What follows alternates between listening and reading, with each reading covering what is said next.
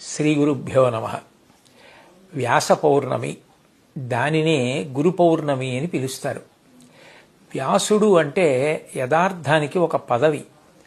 వ్యాసుడిగా వచ్చి ఆ పదవిలో కూర్చునే వ్యక్తి సాక్షాత్ నారాయణుడే.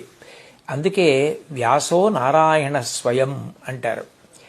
వ్యాస పదవిలోకి వచ్చి కూర్చునేటటువంటి నారాయణుడు ప్రతి యుగంలో ఆయా వ్యక్తుల యొక్క ఆయుర్దాయాన్ని దృష్టిలో పెట్టుకుని వేద విభాగం చేస్తూ ఉంటాడు.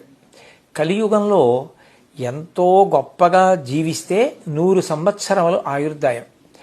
ఆ 100 సంవత్సరములలో కూడా జ్ఞాపక శక్తి ఉండేది, శరీర పటుత్వం ఉండేది తక్కువ.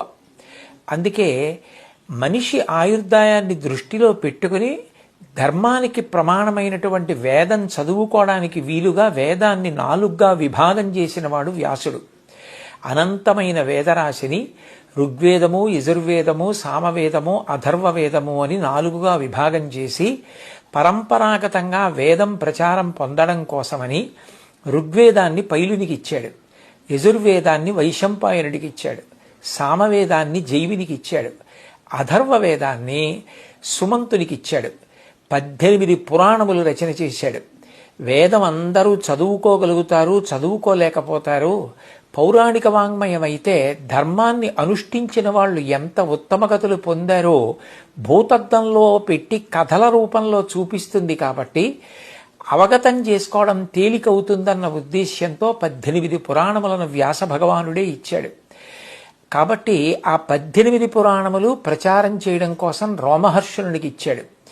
ఇంతటి మహోపకారం చేసినటువంటి వాడు వ్యాస భగవానుడు. అందరూ వేదాంతర్గతమైన ధర్మాన్ని చదువుకోగలుగుతారు, చదువుకోలేకపోతారు, తెలుసుకోగలుగుతారు, తెలుసుకోలేకపోతారు. మనిషి మాత్రమే ధర్మాన్ని అనుష్ఠించగలడు. అటువంటి ధర్మం తెలియకపోతే మనిషి తరించే అవకాశం లేదు. అందుకే మళ్ళీ అందరూ చదువుకోవడానికి వీలుగా 5వ వేదంగా మహాభారతాన్ని రచించి ఇచ్చాడు. అందుకే ఈ వ్యాస పౌర్ణిమ నాడు వ్యాస భగవానుణ్ణి మనసులో స్మరించి అందరూ కూడా ఆయన చేసిన మహోపకారానికి తిరిగి ప్రత్యుపకారం చెయ్యగలిగిన వాళ్ళం కాదు కాబట్టి ఆయనని గురువుగా నమస్కారం చేస్తారు. అందుకని ఆ తిథికి వ్యాస పౌర్ణమి, వ్యాసుడు ఆవిర్భవించినటువంటి దినంగా ఆయనకి నమస్కారం చేస్తారు. నమోస్తుతే వ్యాస విశాల బుద్ధే పుల్లారవిందాయత పత్రనేత్ర ఏనత్వయా భరతతైలపూర్ణ ప్రజ్వాలితో జ్ఞానమయ ప్రదీప.